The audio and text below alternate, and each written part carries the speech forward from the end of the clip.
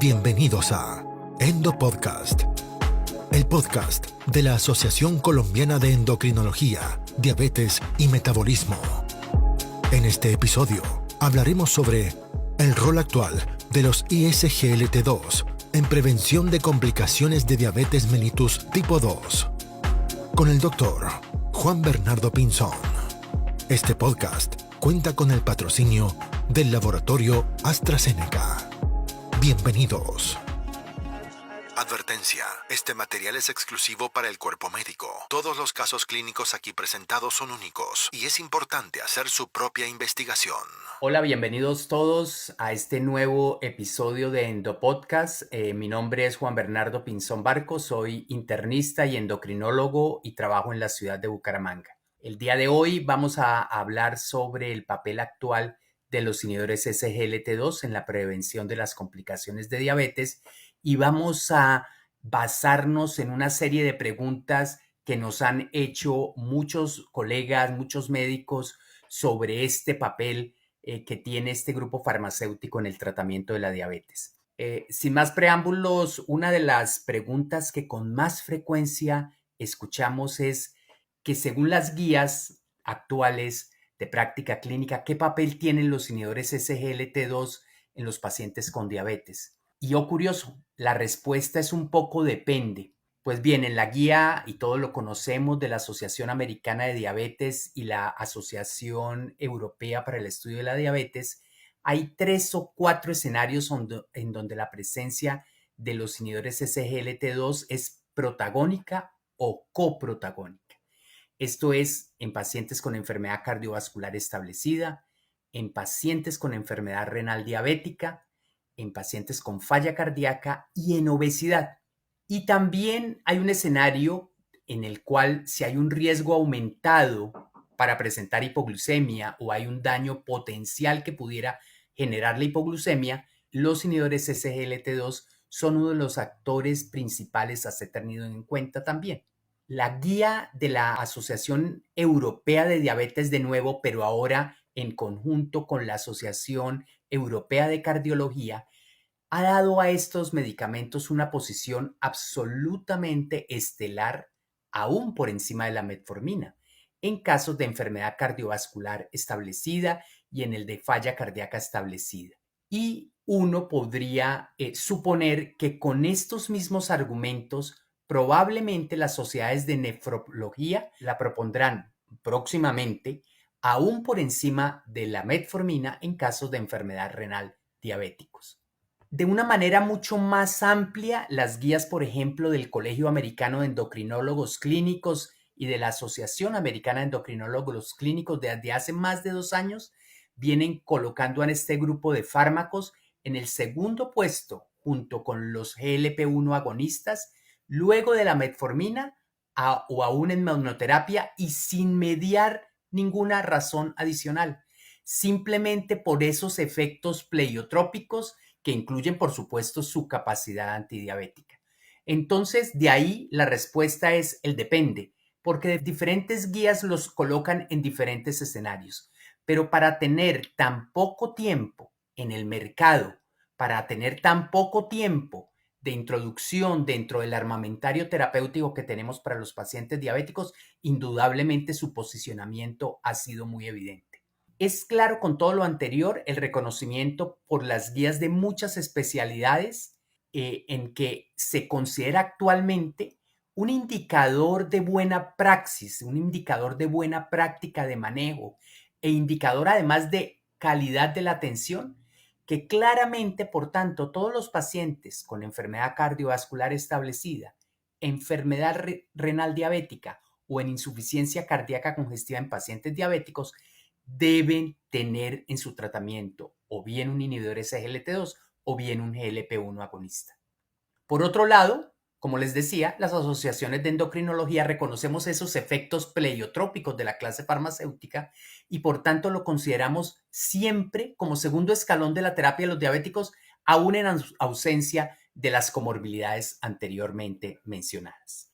Otra pregunta que surge mucho de los auditorios médicos es el papel en las complicaciones cardiorrenales y si queda limitado ese papel en esas complicaciones a los pacientes que ya tienen patología establecida cardiorrenal. Lo primero que yo le podría decir, lo primero que debemos recordar es que la aparición de las complicaciones microvasculares está íntimamente ligada al buen o mal control glucémico. Recordemos aquello de la memoria metabólica. Desde ese punto de vista, todos los medicamentos antidiabéticos tienen la capacidad de retrasar o evitar las complicaciones microvasculares en la medida en que son antidiabéticos y corrigen la hiperglicemia de los pacientes. La mejor prueba de concepto en ese sentido se obtiene tanto de los resultados del UKPDS como las intervenciones a través de cirugía para obesidad de pacientes diabéticos. Son pruebas de concepto que nos dicen, sí, controlar la hiperglicemia tiene un impacto indudable en evitar el desarrollo de o la progresión de complicaciones microvasculares. Con base en ello, el uso temprano de ellos, en la medida que genera control glucémico, generará también menor número de dichas complicaciones. En segundo lugar, y tomando nuestra pregunta anterior y ahora sí analizando su uso, por ejemplo, en población sin enfermedad cardiovascular establecida o sin enfermedad renal establecida, podríamos traer a colación, por ejemplo, el estudio de Icler, en el cual un alto porcentaje de la población que ingresó al estudio era con múltiples factores de riesgo cardiovasculares, pero sin enfermedad cardiovascular establecida. Y básicamente ingresaron o por esos factores o por su edad. Y me permiten compartir los análisis de subgrupo, los siguientes hallazgos y por tanto las siguientes hipótesis por ser análisis de subrogados. La presencia o ausencia al inicio del diagnóstico de falla cardíaca o enfermedad cardiovascular establecida no modificó la disminución observada en el número, por ejemplo, de hospitalizaciones por falla cardíaca. Esto quiere decir que así tenga yo la historia de o no tenga la historia de falla cardíaca, utilizar estos fármacos disminuyen la hospitalización por este desenlace, lo cual quiere decir que estamos hablando tanto en prevención primaria como prevención secundaria. De igual forma, el análisis de subgrupo de individuos, por ejemplo, sin albuminuria y o con tasa de filtración glomerular por encima de 90 mililitros por minuto, a los cuales llamaríamos absolutamente sanos desde el punto de vista de posibilidad de enfermedad renal diabética, muestran que también en estas poblaciones, aunque con una tasa absoluta de eventos mucho menor, se encuentra una disminución, por ejemplo, en la pendiente de la curva de la pérdida de tasa de filtración glomerular con el tiempo, aún teniendo buena depuración de creatinina al ingreso o al inicio del estudio, lo que quiere decir que está actuando verdaderamente como prevención primaria. Y de igual manera, pacientes sin albuminuria también disminuye su posibilidad de progresión al desarrollo de albuminuria. Lo anterior es una muestra indirecta de los efectos cardio y nefroprotectores de este grupo de medicamentos en individuos sin estas patologías. Bueno, amigos, otras preguntas que surgen en las conferencias que dictamos es qué tan útiles pueden ser estos medicamentos en los pacientes con diabetes de corta duración. Y es una pregunta importante y es una pregunta interesante porque, de nuevo, parecieran encasillarse el grupo de inhibidores SGLT2 a pacientes con enfermedad avanzada con complicaciones. Y realmente desde el inicio de la enfermedad también tenemos evidencia de que son indudablemente útiles, como lo hablamos para las complicaciones microvasculares en el solo control de la glucemia. Desde el punto de vista de este control de la glucemia, se considerarían estos medicamentos equipotentes con respecto a la mayoría de grupos farmacéuticos y, por tanto, útiles en una visión exclusivamente glucocéntrica. De hecho, yo les podría notar que existen metaanálisis que comparan su eficacia reductora de la glucemia con respecto, por ejemplo, a un grupo de fármacos que se utiliza mucho en la actualidad como los inhibidores de PP4. Y realmente estos metaanálisis lo que han mostrado es que pueden producir una reducción mayor en la hemoglobina glicosilada. Entonces, ya entendiendo que son equipotentes, uno diría, desde ese punto de vista, los podría utilizar desde el principio como cualquier otro antidiabético, y eso es real. Por otra parte, debemos entender la sindemia que se presenta entre obesidad e hiperglucemia. Como mencioné previamente, tenemos evidencias con los estudios de pacientes con cirugía bariátrica en los cuales el abordaje fuerte de la obesidad logra una remisión de la hiperglucemia en los pacientes. Por tanto, no podemos apartar de nuestra vista esta sindemia entre estos dos factores, obesidad e hiperglucemia. Por tanto, el impacto que tiene la reducción de peso sobre el control glucémico se ha visto, como ya lo hemos visto, no solo en estos pacientes llevados a cirugía bariátrica, sino en estudios de cambios terapéuticos intensos en el estilo de vida, como el estudio DIRECT. Todo lo cual enfatiza la importancia de poder abordar los dos problemas o al menos no empeorar uno de ellos cuando se trata de tratar, cuando intentamos tratar el otro problema. Desde ese punto de vista podemos decir que los inhibidores SGLT2 logran los dos efectos de reducción de peso y control de la glucemia o alguno de los dos eventos sin que se malogre el otro casi en un 80 u 85% de los pacientes en estudios de vida real, lo que quiere decir que el enfoque de la sindemia a través de este grupo farmacéutico es más que evidente y es por tanto útil en la práctica clínica. Ampliando un poco más la visión del tratamiento de la diabetes y obligados, por tanto, a una aproximación más holística para esta que es una enfermedad multifacética y de una historia natural absolutamente compleja, de nuevo permítame que un subanálisis poblacional, por ejemplo, en el DECLARE, permite lanzar la hipótesis de que en pacientes con corto tiempo de duración de la enfermedad, el uso de este grupo de fármacos puede tener un impacto cardiorrenal aún desde estas fases de utilización. Entonces, tenemos una aproximación a través de estos grupos farmacéuticos del principio al fin de la enfermedad. Pero del fin de la enfermedad me han preguntado en otras oportunidades. Claramente todos entendemos que el deterioro en la tasa de filtración glomerular marca una disminución en el efecto hipoglucemiante de los inhibidores SGLT2. Y alguien me preguntará, ¿y qué pasa con su efecto en las complicaciones cardiorrenales en ese contexto en los cuales la tasa de filtración glomerular está disminuida? Si han tenido la oportunidad de oír nuestros endopodcasts anteriores sobre esta temática, encontrarán que muchos de los efectos cardionefroprotectores son independientes del efecto de disminución de la glucosa de este grupo de fármacos.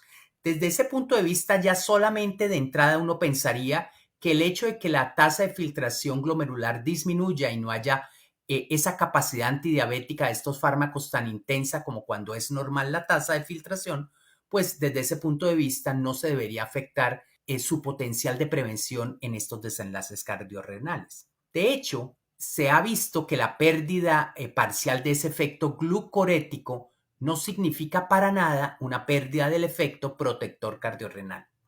Efectivamente, el análisis de subgrupos de los diferentes CVOT, es decir, de los estudios de seguridad cardiovascular que buscaban determinar que estos fármacos no generaban un aumento de este riesgo cardiovascular, demostraron que desenlaces tales como hospitalización por falla cardíaca o los compuestos de desenlaces renales denominados MARE o MER siguen siendo disminuidos esos desenlaces en pacientes con compromiso de la función renal que reciben los inhibidores SGLT2. Es decir, más allá de su efecto glucorético, sus efectos protectores son explicados por otros mecanismos de acción que ya en el endopodcast anterior el doctor Vázquez nos los pudo mencionar. Asimismo, sabemos que en pacientes, por ejemplo, con diabetes de más de 20 años de diagnóstico, en quienes a priori uno vería con escepticismo la probabilidad de disminuir ciertos desenlaces, se logra impactar también los desenlaces cardiorrenales de esos pacientes que llevan mucho tiempo sometidos al impacto de la hiperglucemia como diabéticos. Todo lo anterior solo ratifica que los mecanismos de la protección cardiorrenal son, por tanto, independientes del control glucémico y sirven para impulsar el desarrollo de este grupo de fármacos en pacientes con patologías similares a las que se encuentra en el paciente diabético, pero que no son diabéticas. Verbigracia en escenarios como falla cardíaca congestiva de origen no asociado a diabetes o en enfermedad renal crónica, no enfermedad renal diabética. Y desde ese punto de vista, esa búsqueda para ampliar el uso de esta clase farmacéutica a población no diabética se ha dado y ha permitido ampliar no solamente las posibilidades de protección a otras poblaciones, sino indudablemente nuestro conocimiento sobre el quehacer fisiopatológico de estos medicamentos, sobre las posibles rutas de prevención cardiorrenal y también entender muchas de las potenciales rutas de daño cardiorrenal para poder ser intervenidas. Desde ese punto de vista, esta es una clase farmacéutica, la cual es una realidad en este momento, pero promisoria desde muchos puntos de vista hacia el futuro en muchos campos de acción de la cardiología, la nefrología e indudablemente el metabolismo. Con eso les quiero decir que hemos terminado esta serie de endopodcasts referidos a los inhibidores SGLT2. Esperamos que los puedan oír y reoír, que es la ventaja de estos endo, e indudablemente les agradecemos que estén pendientes de esta producción que la Asociación Colombiana de Endocrinología, Metabolismo y Diabetes está haciendo con tanto esmero en beneficio de todo el cuerpo médico colombiano. Muchas gracias. Nos volveremos a oír. Esto fue Endo Podcast. Los invitamos a conocer más contenidos en la web www.endopodcast.org y suscríbase al newsletter. Síganos en nuestro Instagram, @ACEndocrino. Nos reencontraremos brevemente en una nueva dosis de Endo Podcast. Gracias por escucharnos.